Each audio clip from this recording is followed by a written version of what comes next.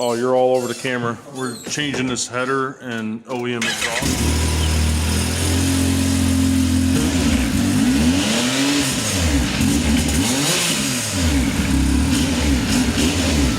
That's a before, and we'll have an after.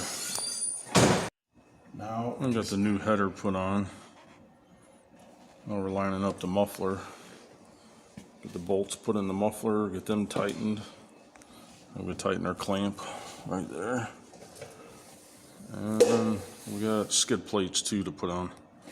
I'll give a wider stance with the wheel spacers.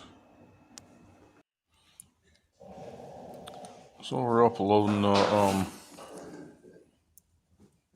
tuner for full exhaust. We did a full exhaust install on this.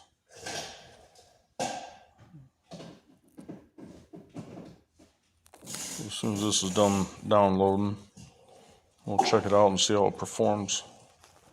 Well, there's a startup with the tune and the exhaust.